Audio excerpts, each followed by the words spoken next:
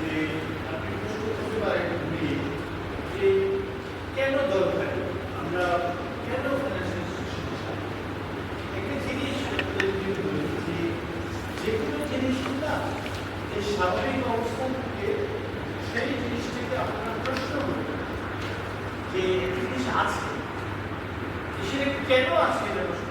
তাদের কিন্তু অনেক জিনিসগুলো আপনার জিনিস হচ্ছে কেন হচ্ছে স্বাভাবিকটা একটা অপোজিট সাইড, সেই সাইডকে যদি আপনি অ্যাসেস করতে পারেন তাহলে দেখা যাবে যে আপনি জিনিসটা ভালো করে বুঝতে পারছেন। তো আমরা যেটি বলতে চাই যে এক্সপার্ট আছে চালাতে পারে WordPress. Sorry, very good. That's it.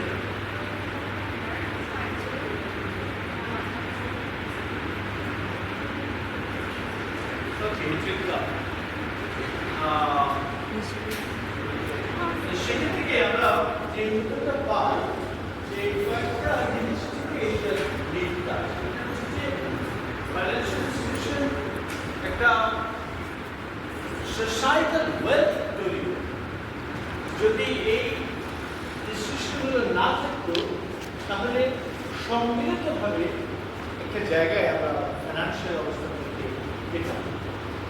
আমরা বিচ্ছিন্নভাবে মনে করি যে আপনাদের সবার কাছে 100 টাকা আছে, তাহলে আপনাদের যদি মনে করেন 100 আছে 100 টাকা সেভ করেছে, কিন্তু বিচ্ছিন্ন এবং কেউ কাউকে জানে না চেনে না।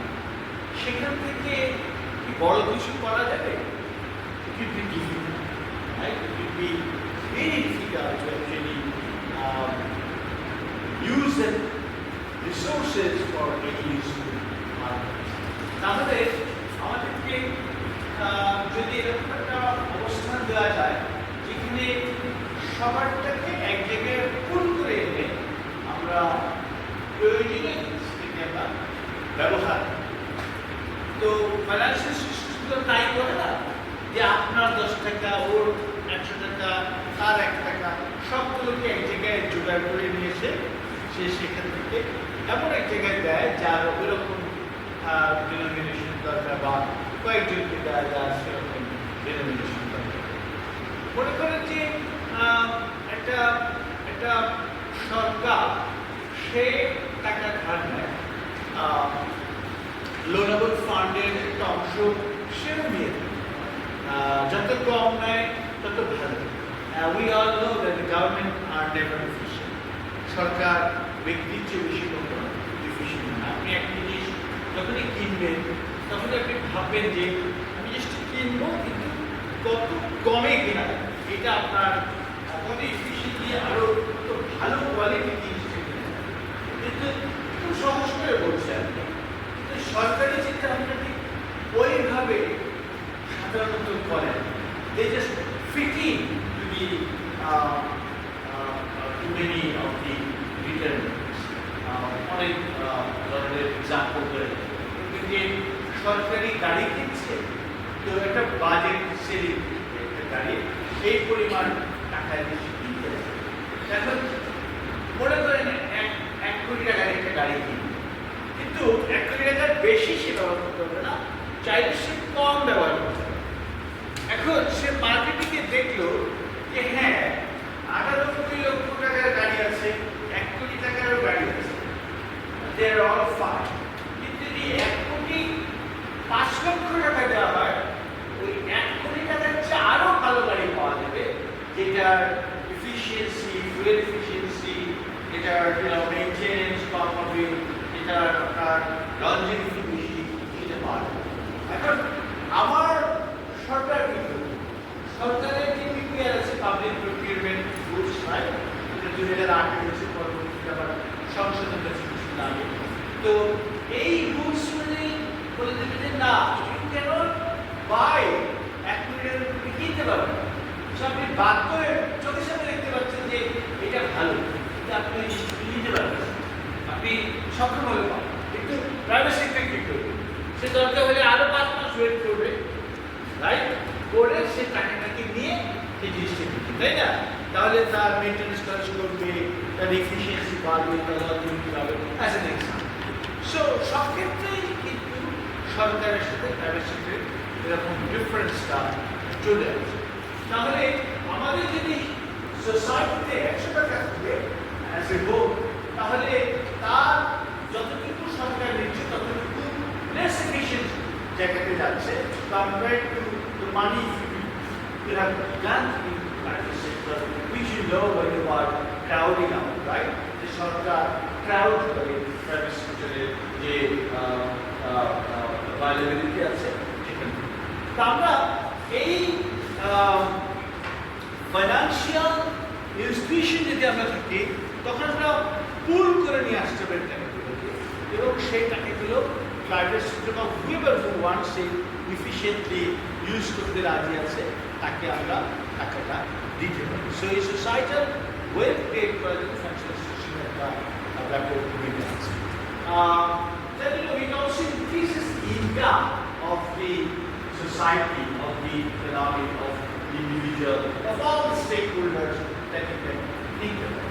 সবার income which is a primary expectation of economic activity. যে আমরা যাই করি আমাদের ইনকাম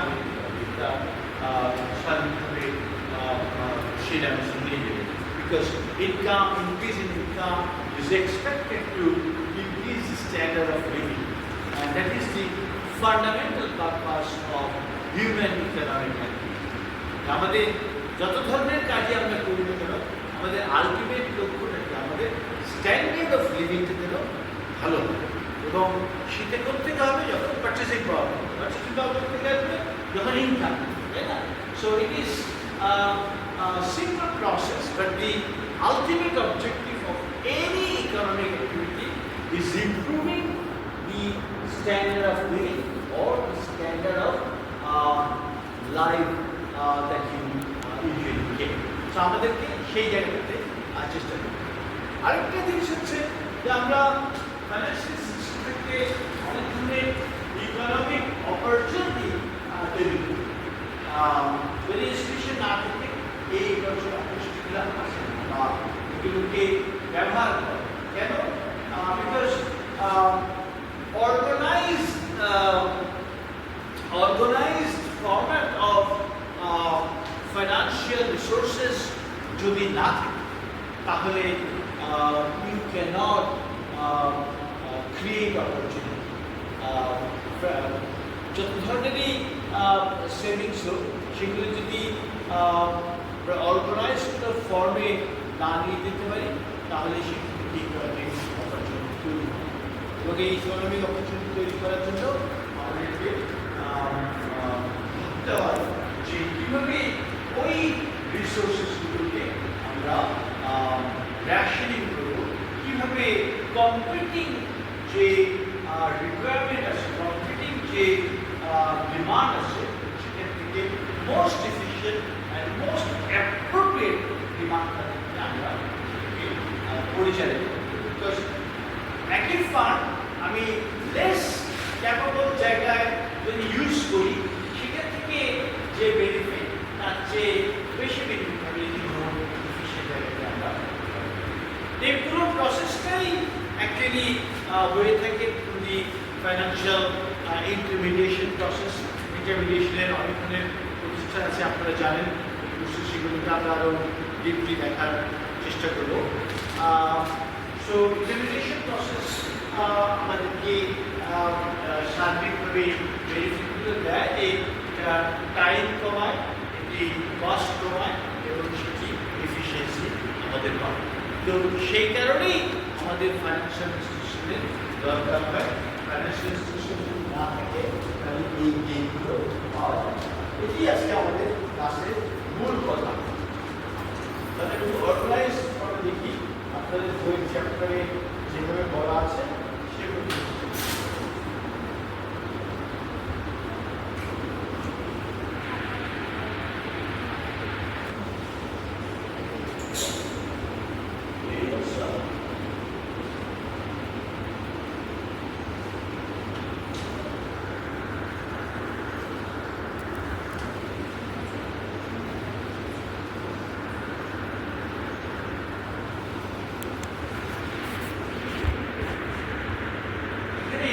একটা লেখা আমি লিখে কপি অ্যান্ড পেস্ট করেছি ওয়েব থেকে।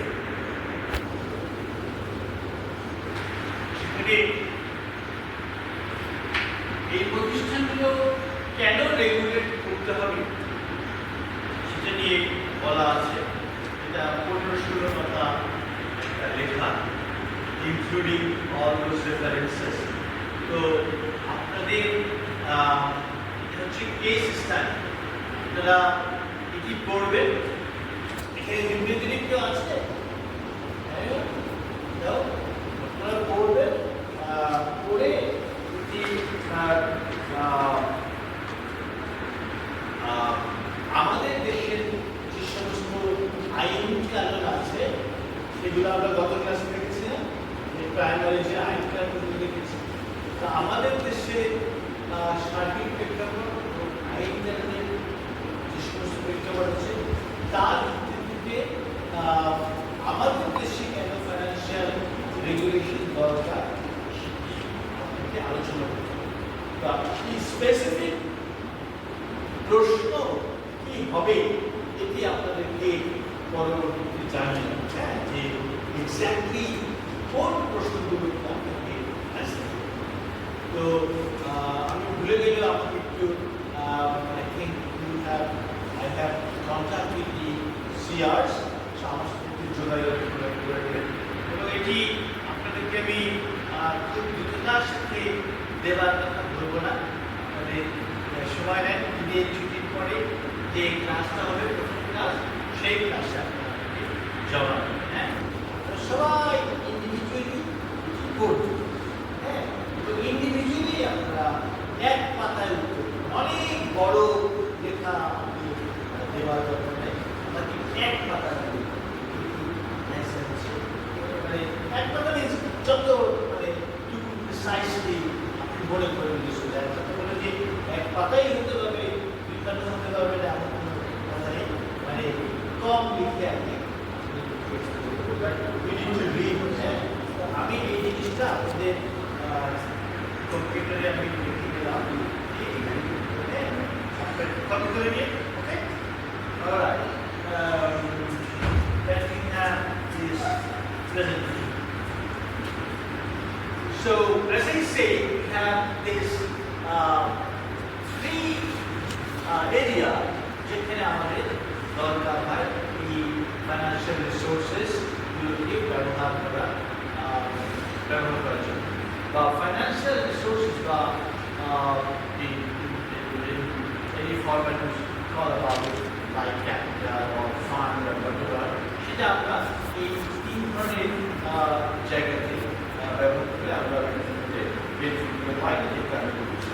কিভাবে করি আমরা যদি কম্পেয়ার করি দিস সিনারিও যেখানে কোনো ফাইন্যান্সিয়াল ইনস্টিটিউশন নেই, যেমন তাহলে কি হচ্ছে যে সরাসরি এই দুই পক্ষ surplus unit and deficit unit. This is the deficit unit, right? This is the surplus. তারা পরস্পর এটি যোগাযোগের মাধ্যমে তারা সম্পর্ক। কিন্তু আমরা আগে বলেছি যে পরস্পর যোগাযোগের মাধ্যমে করাটা কত ডিফিকাল্ট, একটু পরে আমি বলব। দ্বিতীয় হচ্ছে যদি ফাইন্যান্সিয়াল ইনস্টিটিউশনস থাকে তাহলে সেটা কিভাবে ওই একই রিজার্ভ ফান্ড আছে, দুপক্ষ আছে, মাঝখানে একটা financial institution of many type, একটা ব্যাংক হতে পারে, এটা ব্রোকারেজ হতে পারে, এটা ইন্স্যুরেন্স হতে পারে, এটা কোঅপারেটিভ হতে পারে, it can be of many sort. Okay, so সেই ফাইন্যান্সিয়াল ইনস্টিটিউশনটা যার যেরকম ধরনের ফাইন্যান্সিয়াল ইনস্টিটিউশন দরকার সে সেরকমভাবে এই জিনিসটাকে ব্যবহার করে এই অ্যাচিভমেন্টটা আনে, যে রিসোর্সটা প্রপার চ্যানেল, যে টাকা আসে তার কাছে টাকা যায় না, আলটিমেটলি দুই পক্ষই টাকা পাওয়ার চেষ্টা করি। এটি আলটিমেট করবো যে আমার কাছে টাকা নেই, আপনার থেকে আমি নিলাম। কেন নিলাম? বিকজ আপনার টাকাটা ব্যবহার করে আমি নিজেও কিছু টাকা উপার্জন করি, এই জন্য আমি ঋণ করি, ব্যবসা করি, বাণিজ্য করি, তাই না? সো আমার একটা ইনকাম হবে, আবার আপনার টাকা নিয়েছি, আপনার টাকাটা আমার কাছে ছিল, সেটার একটা অপরচুনিটি কস্ট অফ টাইম আছে না, যে আপনি যদি ব্যাংকে রেখে দিতেন তাহলে আপনি ইন্টারেস্ট পেতেন, সেই টাকাটা আপনি ব্যাংকে না রেখে আমার কাছে রেখেছেন।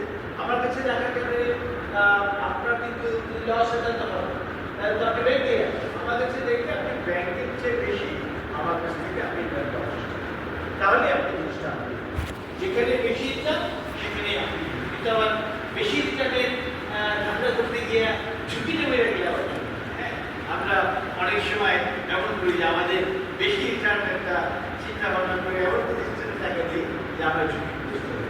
তারা বলে হায়ার লেভেল অফ ইন্টারেস্ট দিলে মনে করেন যে 15% 16% করে তারা বলছে যে তারা ইন্টারেস্ট দিবে, কিন্তু অ্যাকচুয়ালি এটা রিস্ক দিবে, টাকা দিয়ে টাকা আটকে দিতে হবে। এটা কবে আসবে কেউ জানে না, মহান হিসাব ছাড়া উত্তরে বলা difficult.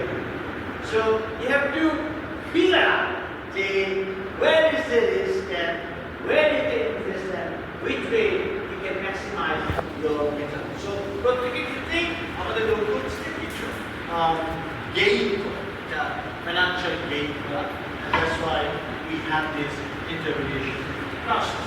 What does it bring? It brings benefit to the resource holder. যাদের কাছে টাকা আছে তাদের কাছে কতগুলো প্রাইমারি বেনিফিট নিয়ে আসে। এই বেনিফিটগুলো সম্পর্কে আপনারা খুব ভালো করে জানেন। একটা হচ্ছে যে মনিটরিং কস্ট কিভাবে কমায় কেউ বলতে পারবেন? আপনার এগুলো পড়ে আসার কথা।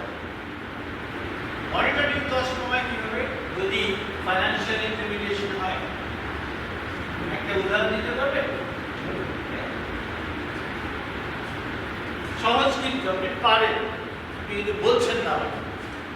হ্যাঁ, ব্যাংকের তো অলরেডি ক্রেডিট মনিটরিং সিস্টেম আছে না, যেটার মাধ্যমে মনিটরিং করলে একটা ইকোনমিক্স অফ স্কেল হয়। কিন্তু আমরা যদি মনিটরিং করতে চাই আমাদের জীবনযাত্রার যে আমাদের মূল কাজগুলো করতে পারবো না, আমরা যদি করতে যাই আমাদের একটা আমরা নর্মাল স্টুডেন্ট বা আমরা কাজ করে চাকরি করি, আমাদের পক্ষে চিন্তা করা সম্ভব না যে আমি তাকে মনিটরিং করবো, তার ক্রেডিট করবো, তারপর আমারও একটা আলাদা খরচ হবে বেশি।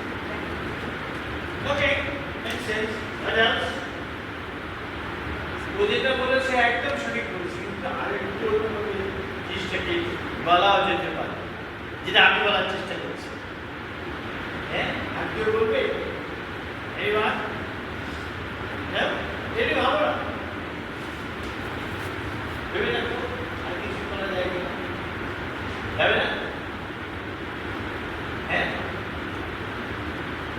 ওকে, let's take the concept of intermediation again. আমাদের সবার কাছে 100 টাকা, রাইট? মিড থেকে বলেছিলেন সবার কাছে 100 টাকা, সবাই। এখন আমি মনে করি যে বড়, এখন দিস ইজ গুড যে আমি বড় করবো এবং আপনারা আমাকে টাকাটা দিচ্ছেন। তাহলে আপনি যে টাকাটা আমাকে 100 টাকা করে দিচ্ছেন, তা আমি টাকাটা ঠিকভাবে ব্যবহার করছি কিনা? টাকাটা যদি ব্যবহার না করি, টাকাটা আমি যদি নষ্ট করে ফেলি তাহলে আপনি ফেরত পাবেন না। আমি ঠিকভাবে ব্যবহার করছি কিনা, আমি ফেরত দিতে পারছি কিনা, সেটা আপনি কন্টিনিউয়াস করে করতে হবে, তাই না? তাহলে আপনি 100 টাকা দিয়ে আমাকে মনিটর করছেন, সেও করছে, ও করছে, সবাই করছে। তাহলে 100 জন আমাকে টাকা দিয়ে 100 জনকে মনিটর করছে। এক একজনের মনিটরিং করতে যদি 1 টাকা করে খরচ হয়, তাহলে 100 জনের 100 টাকা মনিটরিং কস্ট। আর যদি এটা ফাইন্যান্সিয়াল ইন্টারমিডিয়েশন আছে, 100 জন একটা XYZ কোম্পানিকে টাকাটা দিয়েছে ব্যাংক, এই ব্যাংক যখন টাকাটা আমাকে দিয়েছে ঋণ হিসেবে, তাহলে যদি মনিটরিং কস্ট 1 টাকা হলেই এনাফ, তাহলে 100 জনের 1 টাকার তো দরকার নেই, ও 1 টাকা খরচ করে তৈরি হবে। তাহলে 99 টাকা সেভিংস হলো না সিস্টেমে। যে কোনো জায়গায় সেভিংস হয় অ্যাকচুয়ালি সামগ্রিক অর্থে সবার জন্য অ্যাকচুয়ালি সেভিংস, বিকজ এইটার বেনিফিট কিন্তু সবাই পাবে, right? In varieties of forms. So we have to think like that, যে মনিটরিং কস্ট সিগনিফিকেন্টলি কমে। এটাকে আরও অনেকভাবে ব্যাখ্যা করতে হবে। আপনার efficiency of a specialized financial institution monitoring is far more efficient than individuals monitoring capacity, তাই না? আমি যেটুকু দক্ষতার সাথে একটা জিনিস মনিটর করবো, তার চেয়ে অনেক বেশি দক্ষতার সাথে financial institution monitor করবে, because that financial institution is actually expert of that. They have developed this expertise over time through experience, through skilled people and all this kind of thing. তাহলে আমাদের ইন্ডিভিজুয়ালের চেয়ে একটা ফাইন্যান্সিয়াল ইনস্টিটিউশন আরো ভালো monitor করতে পারবে না, তাই কি না? আপনারা 10 জন মিলে মনে করেন মাস্টার অফ ফাইন্যান্স দিয়ে একটা জিনিস দেখছেন, একটা ব্যাংকের জানলা দিয়ে আপনারা দেখছেন, আর একজন গিয়ে দেখছে, তাহলে কি হবে? একটা ইন্ডিভিজুয়াল সে দিতে পারবে না। যে টাকাগুলো আসে সেই টাকাগুলো কি শুধুমাত্র আপনার মধ্যে যারা ফাইন্যান্স করে তাদের পকেট থেকে আসে? এটা পুরো দেশ থেকে আসে। হ্যাঁ, আমি প্রথম দিনের ক্লাসে বাংলা ব্যাংকের ওয়েবসাইট লিখেছিলাম না, এখানে একটা বইয়ের কথা বলেছিলাম, শিডিউল ব্যাংক স্ট্যাটিস্টিক।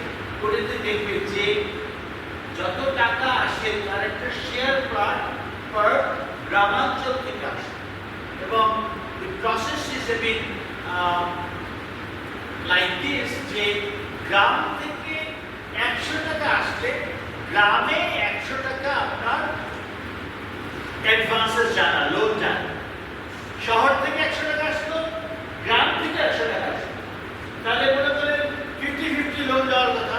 কিন্তু ব্যাপারটা হচ্ছে অন্যরকম, যে গ্রাম থেকে যে 100 টাকা আসলো, শহরের মতো শহরে 100% লোন হিসেবে দিচ্ছি, আবার গ্রামেরও কিন্তু একটা মেজর পার্ট রয়েছে। So the total part available to the শহর is actually higher than available in the ground.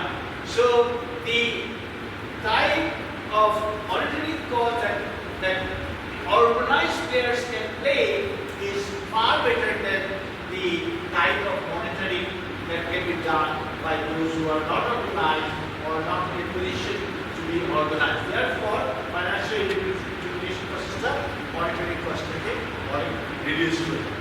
2 নম্বর হচ্ছে লিকুইডিটি এবং প্রাইস রিস্ককে কমাতে পারে। লিকুইডিটি বাড়া, প্রাইস রিস্ককে এটা কমাতে, বিকজ যখনই ফাইন্যান্সিয়াল ইন্টারমিডিয়েশন আসে তখনই তারা যে কোনো ধরনের ফ্যাক্টরিজনকে হ্যান্ডেল করার মতো তাদের এফিসিয়েন্সি বা এক্সপার্টিজ থাকে। সো তারা এটিকে এই রিস্কগুলোকে লোয়ার করতে পারে। আবার যেহেতু দে নো যে it is a fractional system, or money is designed to be called by the depositor, so they have a plan. They know when the money needs to be there to ensure that those who invested or those who deposited money can be satisfied whenever they want to withdraw their money from that system. So liquidity is something that they also ensure. এটি ইন্ডিভিজুয়ালের ক্ষেত্রে সম্ভব। আপনি ব্যাংকের মাধ্যমে আমাকে টাকা দিয়েছেন, সেক্ষেত্রে ব্যাংক শুধু আপনার থেকে টাকা নিচ্ছে, আর বহু মানুষের থেকে টাকা নিচ্ছে। তো টাকার দরকার হলে সে ব্যাংকটা সঙ্গে সঙ্গে আপনাকে, আপনার দরকার হলে ব্যাংকে দিয়ে দিতে পারছে। কিন্তু আপনি যদি আমাকে টাকা দেন, আমি টাকা ধারে নিয়েছি, আমার কাছে তো উদ্বৃত্ত বা অন্য কোনো ড্যামেজ নেই, আমি তো ইউজ করে দেবো আপনার ড্যামেজ, চাওয়া মাত্রই আমি ফিরে দিতে পারবো। So we see in the intermediation process we have higher liquidity, reduced transaction costs, all sorts of transaction costs are actually. For example, সেই 100 যদি ধরেন 100 যদি আমাকে টাকা দেন, তাহলে প্রত্যেকটা টাকা দেওয়ার সময় যদি একটা করে কন্ট্রাক্ট করে এবং প্রত্যেকটা কন্ট্রাক্টে যদি একটা করে খরচ হয়, তাহলে 100টা কন্ট্রাক্টে 100 টাকা খরচ হচ্ছে লিগাল এক্সপেন্সেস, যে কোর্ট পেপার থাকে না, ওগুলো তো অনেক টাকা যায় ভিতরে।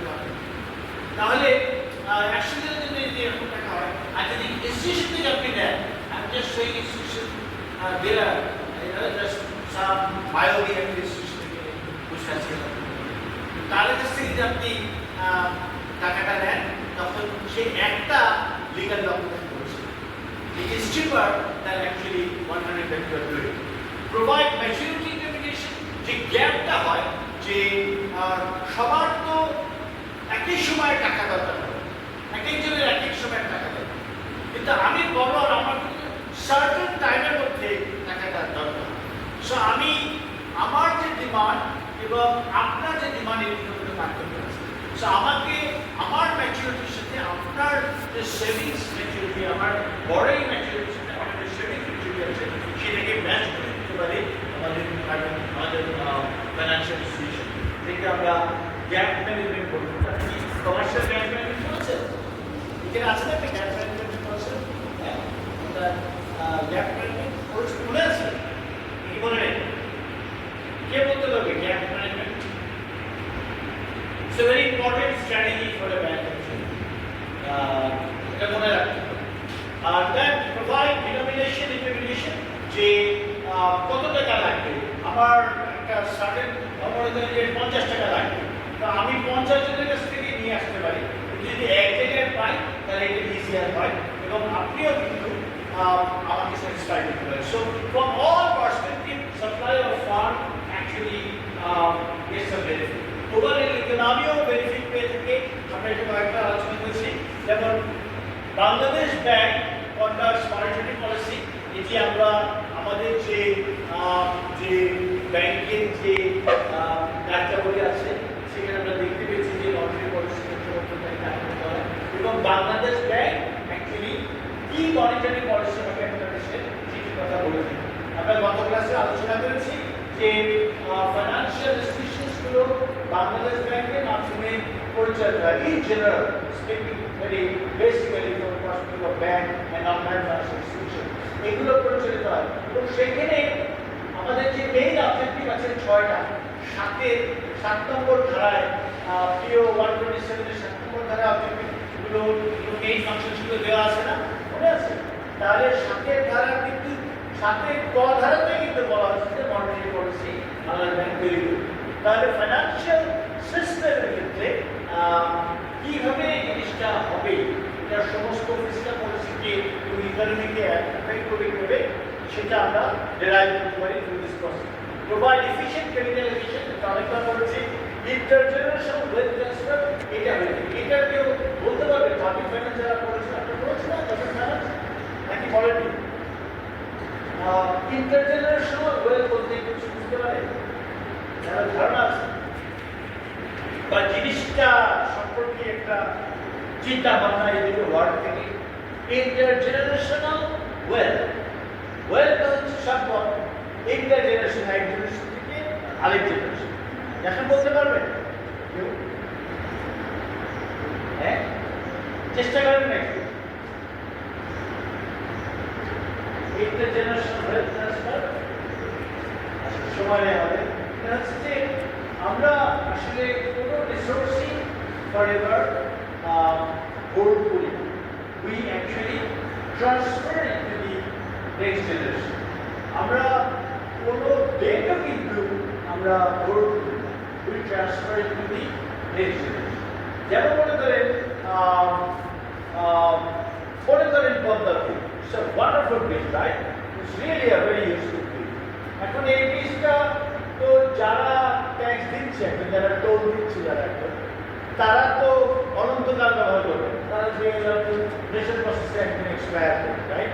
But the life of this bridge will be longer than generally speaking in most cases.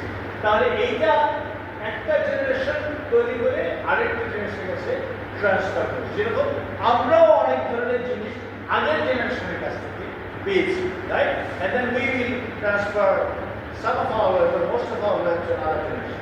This is how actually the financial intermediation process actually সেই জিনিসটাকে তৈরি করে দেয়। তো আমরা নানাভাবে মনিটারি পলিসি, ফিসকাল পলিসি করে সেগুলোর মাধ্যমে বিভিন্ন সম্পদ তৈরি করি একটা রাষ্ট্রনীতিতে এবং সেই সম্পদটা আমরা ট্রান্সফার করে দিই in due course of time to the next generation, and that is a very important function of the financial institution.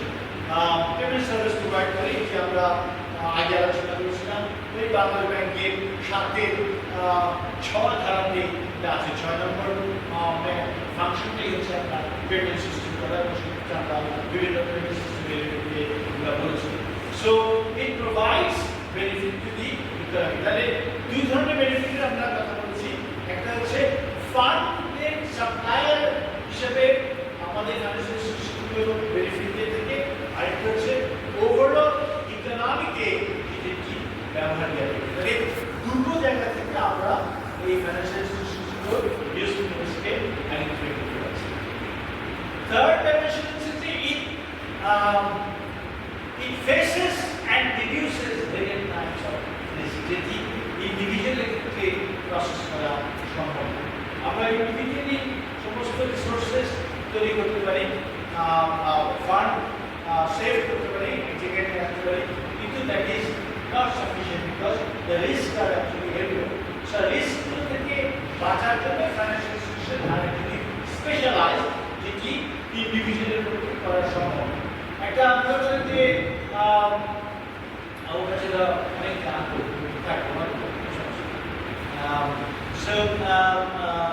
যেটা বলছিলাম যে রিস্ক যেগুলো আছে সেই রিস্কগুলোকে ইন্ডিভিজুয়াল যেভাবে হ্যান্ডেল করতে পারে তার চেয়ে অনেক ভালোভাবে এটাকে প্রসেস করতে পারে একটা ফাইন্যান্সিয়াল ইনস্টিটিউশন এবং দ্যাট ইজ দেয়ার। হ্যাঁ, তো আমাদের রিস্কগুলো কি আমরা বিভিন্ন ধরনের রিস্কের মধ্যে জানি। All of this are very powerful risk. আমরা এগুলো নিয়ে ভবিষ্যতে আরও গভীরভাবে আলোচনা করবো। একটা হচ্ছে credit risk, monetary risk, sovereign risk, interest rate risk, market risk, off balance sheet risk, liquidity risk, technology, operation risk. এই যে 10টার কথা বললাম, এখানে কিন্তু সীমাবদ্ধ নয় রিস্ক। রিস্কের আরও নোমেনক্লেচার আছে, আরও ডাইমেনশন আছে, সেগুলো আমাদেরকে জানতে হবে, সেগুলো পড়তে হবে। তো কিছু কিছু risk is relatively more important than the other, but all of them are equally important. যে কোনো একটা রিস্ক ঢুকে গেলেই প্রতিষ্ঠানের রিস্কটি বিপজ্জনক হয়ে দাঁড়াতে পারে, মানুষের সুযোগ ক্ষতি হয়ে দাঁড়াতে পারে। সো আমাদেরকে এই রিস্কগুলোকে অ্যাসেস করতে হবে, কীভাবে এই রিস্কগুলোকে আমরা অ্যাড্রেস করতে পারি, ম্যানেজ করতে পারি, সেটা আমাদের করতে হবে।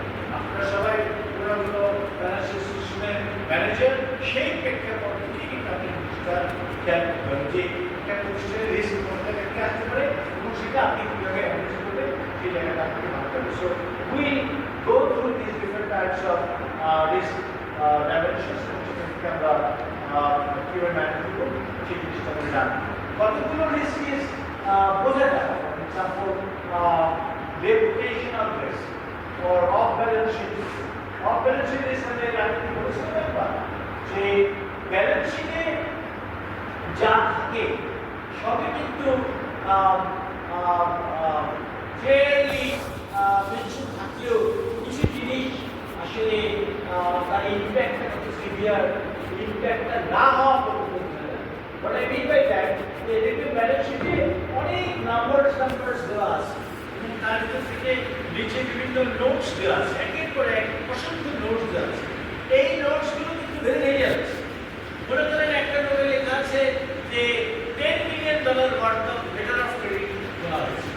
এখন লেটার অফ ক্রেডিট তো টাকা ট্রান্সফার হচ্ছে না, আপনি লেটার অফ একটা গ্যারান্টি দিচ্ছেন, রাইট, যে এটা যদি না দেন তাহলে এক্সপোর্টারকে আপনি দিতে বাধ্য থাকবেন, তাই না?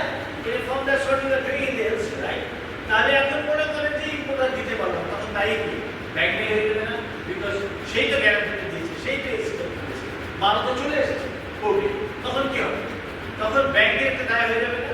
দেয়ারফর এটা একটা ম্যাসিভ রিস্ক। সো যে জিনিসগুলো ছোট ছোট করে ব্যালেন্স শিটের নিচে লেখা আছে সেগুলো কিন্তু মোটেও সেগুলি অনেক বড়, সেগুলোকে কীভাবে আমরা অ্যাসেস করতে পারি, সেগুলোকে কীভাবে আমরা ম্যানেজ করতে পারি, সেটাও আমাদের এখানে এই কোর্সে আমরা দেখবো, সেগুলোকে বোঝার চেষ্টা করব। রেপুটেশনাল রিস্ক তো এরকম একটা গুরুত্বপূর্ণ risk. Reputation comes over a long process of time. একটা প্রতিষ্ঠান এমনকি ব্যক্তির ক্ষেত্রে over the long process of time reputation আছে। কিন্তু reputation can be tempered, reputation can be destroyed very easily. দীর্ঘ সময় ওভার দ্য টাইম এটা গ্রো করে খুব দ্রুতই আমরা হারিয়ে ফেলি। একটা এক ধরনের কারণে আমরা হারাতে পারি, কিছুটা জেনুইন কারণে হারাতে পারে, আবার অনেক সময় দেখা যায় যে ফেক কারণে হারিয়ে বলতে আজকে পত্রিকায় একটা খবর ছাপা হলো একটা প্রতিষ্ঠান সম্পর্কে, এক্স প্রতিষ্ঠান, খবরটা করে তার ক্ষতি হয়ে কিন্তু খবরটা ফেক, খবরটা ভুল, সত্য কথা সে দেখে। তাহলে যারা যারা আজকে করেছেন তারা তো আর জানে না যে আগামীকালকে মনে করেন যে পরে ইনকাম দেওয়া হবে যারা জিনিসটা গতকালকে আমরা ভুলে গেছি।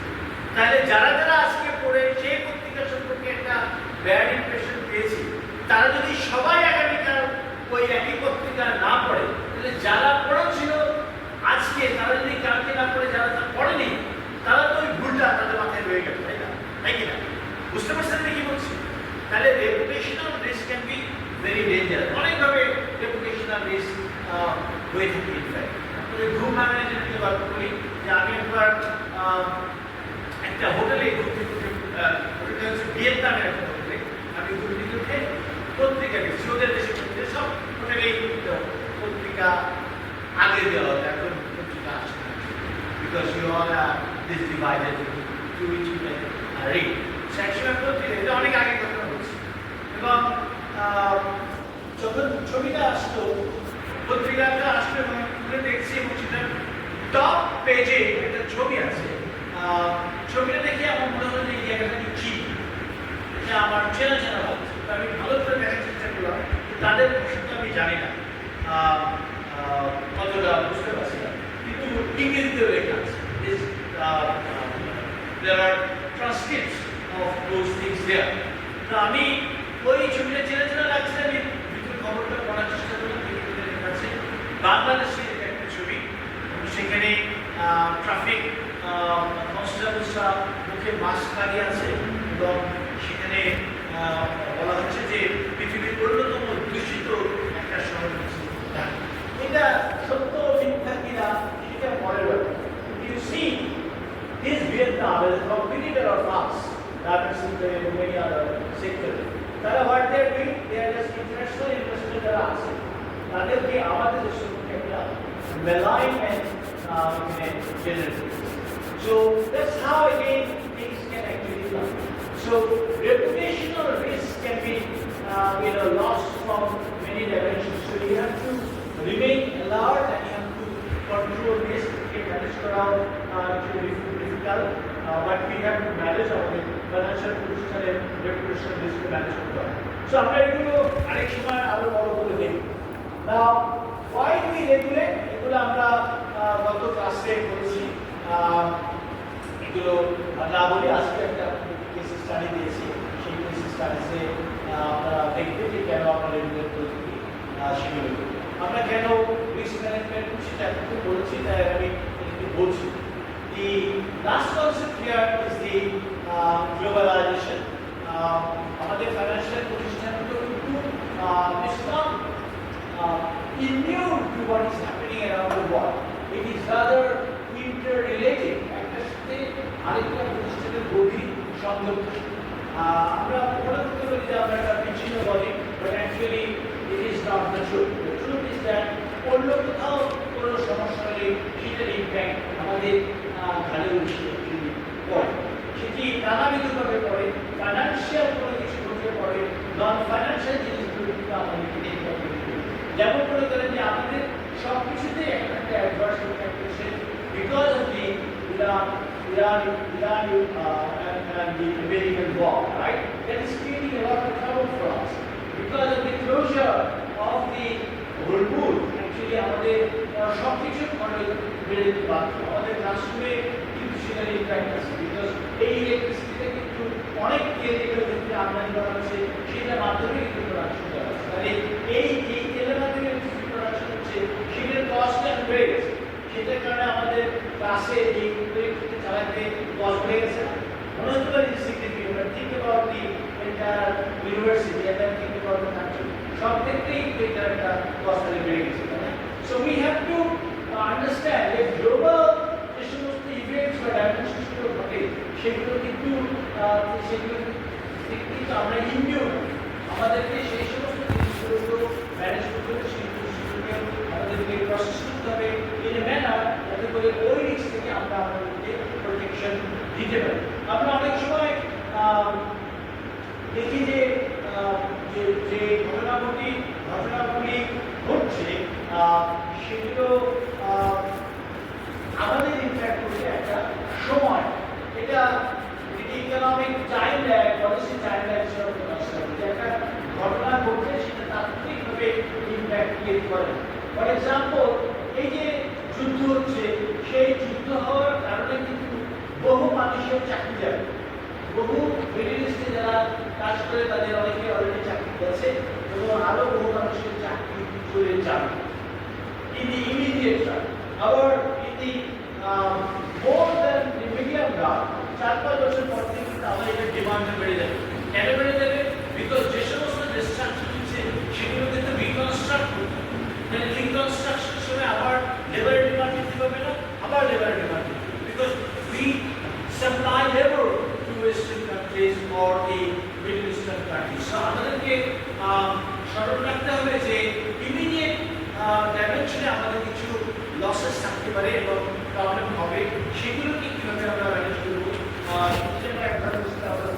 একইভাবে ওভার দি লং রান যে সমস্ত অপরচুনিটিসগুলো আসবে, সেই অপরচুনিটিসগুলোকে আমরা কীভাবে ইনস্টল করতে পারবো ন্যাশনাল ফাইন্যান্সিয়াল সিস্টেম, সেগুলোকে লক্ষ্য রাখবে। সো গ্লোবাল ডিফেন্স যা হয় সেগুলো ভেরি ইম্পর্টেন্ট এবং সেগুলোর কারণে আমাদের সরাসরি একটু কিছু করি। যেমন বললাম যে আমরা যে ফরেন ডাইরেক্ট ইনভেস্টমেন্ট নেই, সেই ইনভেস্টমেন্টগুলো কমে যাবে একটা গিভেন সিচুয়েশন। এই মুহূর্তে অনেক ধরনের ইনফ্লো কমে গেছে। আবার যে সমস্ত প্রাইভেট ফার্ম আমাদেরকে ইনভেস্ট করতে চায়, তারা এই মুহূর্তে যেহেতু নিজেরাই সংকটাপন্ন অবস্থায় রয়েছে, তারাই এখানে ইনভেস্ট করতে আমাদেরকে নিতে পারে। সো নানাবিধ কারণে গ্লোবাল যে সমস্ত ইফেক্টগুলো আছে সেগুলো থেকে কিন্তু আমরা ইমিউন হতেও না, কোনো দেশে ইমিউন থাকে না। এই ডাইমেনশনটা আমাদের দেশে যেরকম, যদি আমেরিকার ক্ষেত্রে বলার এক্সাম্পল সেরকম, তারাও কিন্তু ক্ষতিগ্রস্ত হয়। যেমন ধীরে ধীরে এই যুদ্ধের কারণে আমেরিকা থেকে অনেকেই তাদের ইনভেস্টমেন্টগুলোকে উইথড্র করে নিচ্ছে। We see the yield curve, দেখতে পাবেন যে আমেরিকার yield এখন দুটো ডাইমেনশন নিয়েছে। সেখানে যারা লেন্ড করতে চায় তারা আরো বেশি রিটার্ন চায়, because there is a greater risk at the moment of time. Financial institutions America facing trouble, তারা সাধারণত A ক্যাটাগরি প্রতিষ্ঠান হয়ে থাকে from the perspective of Fitch, IBC or Moody's or Standard & Poor's, তাদের রেটিংকে আমেরিকার country rating is now in consideration. They should be reduced to the other because American economy is having some difficulty. So আমাদেরকে এই জিনিসটা একইভাবে মনে রাখতে হবে যে শুধু ডেভেলপিং কান্ট্রি আমাদের মতো না, পৃথিবীর যে কোনো কান্ট্রি গ্লোবাল বিভিন্ন ইভেন্টসের কারণে সেখান থেকে ইম্প্যাক্ট করতে পারে এবং ফাইন্যান্সিয়াল ইন্টিগ্রেশন সেটিকে অ্যাভয়েড করতে পারে না, সেই প্রবলেমগুলি তাদেরকে ফেস করতে হবে। তো আমরা একটা যে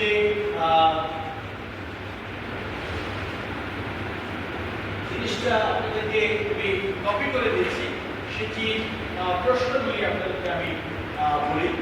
এই জিনিসটি আমি লিঙ্কটা দিয়ে দিয়েছি, আপনারা অফিস থেকে এটার কপি পেয়ে যাবেন। তো এখানে এটা একটি পূর্ণ লেখা, quite an old thing, but it really gives a lot of information. Why we regulate? এবং রেগুলেশন আমাদের আপনাদের বইয়ের এক জায়গায় দেখবেন যে লেখা আছে যে ডিসইকোনমিক্স অফ রেগুলেশন। বেশি রেগুলেট করলে অ্যাকচুয়ালি ক্ষতি হতে এবং ভয় হয়ে এত বেশি আইন কানুন যে আপনি আগাইতেই পারবেন।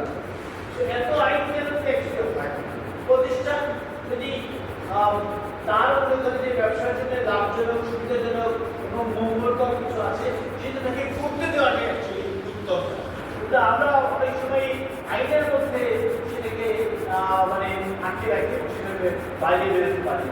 এটার বিষয়ে অনেক কারণ আছে, আমরা বলি রেড টেপিজম বা লাল ফিতা, দৌড়ান, এগুলো এই যে আইনের মধ্যে আমরা কিন্তু আইনকে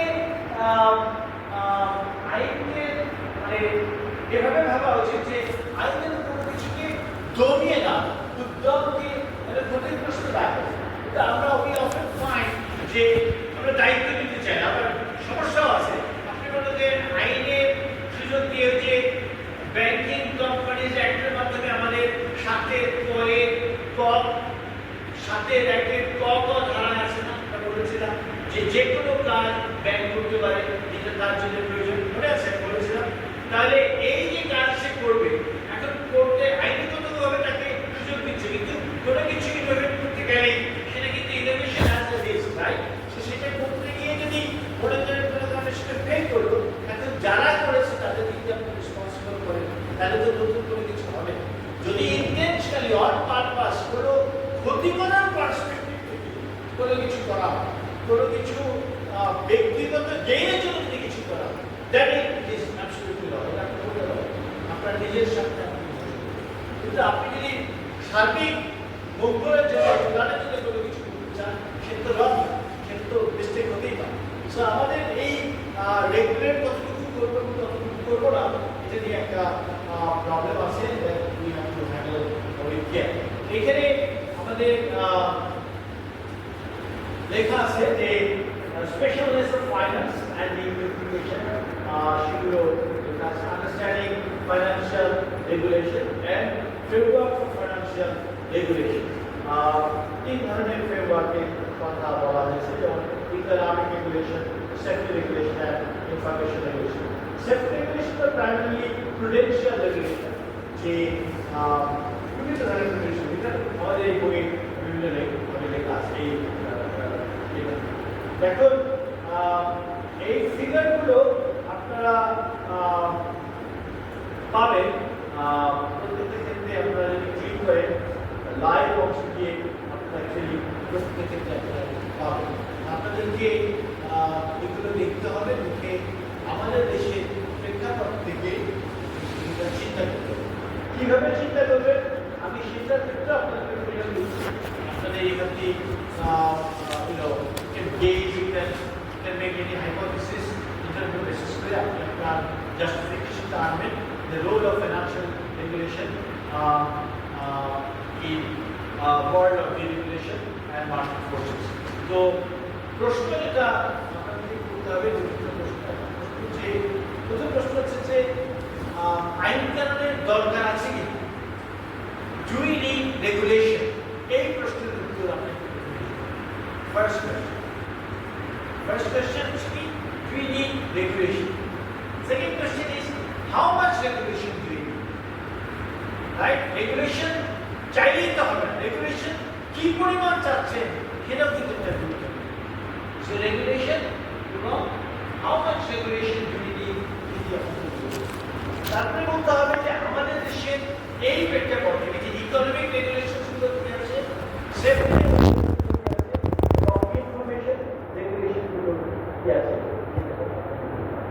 এই তিনটে জিনিস আপনাকে তিন নম্বর জিনিসটা পদ্ধতি হচ্ছে সংখ্যা বরাবরই কথা, বিকজ এখানে তিন ধরনের রেগুলেশন করতে হবে, ইকোনমিক, সেফটি অ্যান্ড ইনফরমেশন। তো এই তিনটে প্রশ্ন দিয়ে আপনারা শুরু করেন। আমি হয়তো আরো একটা প্রশ্ন এই পড়ার মধ্যেই আপনি সীমাবদ্ধ নয়, আপনি চাইলে এই রিলেটেড আরো অনেক কিছু করতে পারেন। এই লেখাটা নিচের দিকে বেশ অনেকগুলো রেফারেন্স দেওয়া আছে,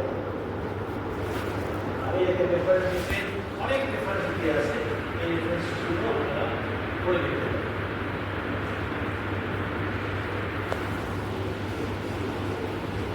Very good, guys. Thank you.